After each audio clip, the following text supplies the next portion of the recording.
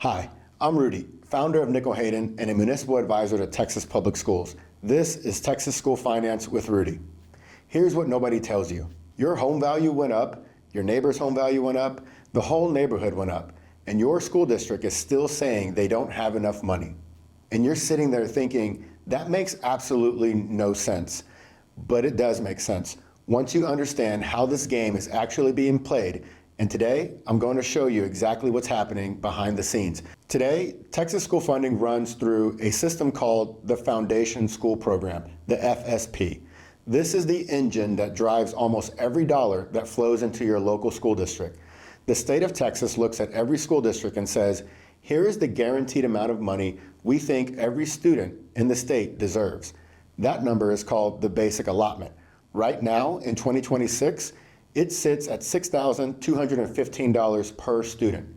And here's something worth letting sink in. That number sat frozen at $6,160 from 2019 all the way until 2025. 6 years with no increase. When the legislature finally acted in 2025 with House Bill 2, an $8.5 billion education bill, they raised the basic allotment by $55. That's right, $55. School officials told the legislature they needed $1,300 more per student just to keep pace with inflation. They got $55. You do the math.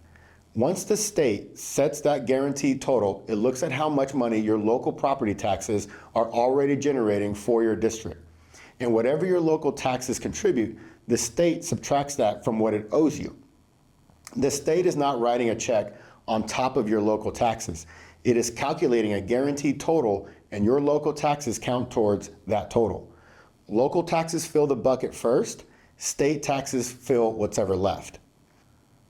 And here's the context that makes this even more striking. Despite having one of the strongest economies in the country, Texas ranks in the bottom 10 states nationally for state spending on education.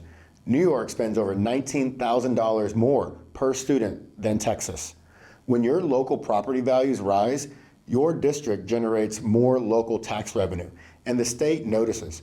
So the state reduces its contribution dollar for dollar.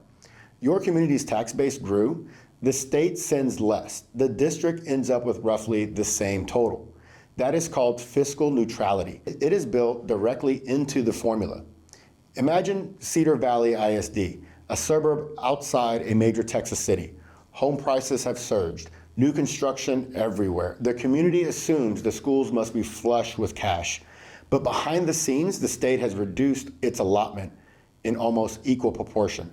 Net funding per student, nearly flat. The district isn't mismanaging anything. The formula is working exactly as designed. The problem is almost no one outside of the school finance understands the design.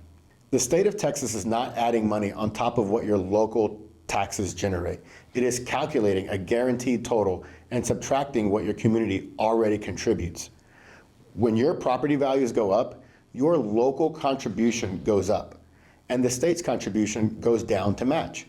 Your tax bill went up, your school's net funding barely moved, and your kids are the ones sitting in the classrooms being squeezed from every direction. Now you understand why a district can feel broke even when the neighborhood around it feels anything but. If this opened your eyes to something you didn't know before, send it to someone in your community who needs to hear it. Follow me on LinkedIn, where I break down this stuff every week. And if you represent a public school district and want to talk about your specific situation, find us at nickelhayden.com. Episode 3 is coming, and it goes even deeper.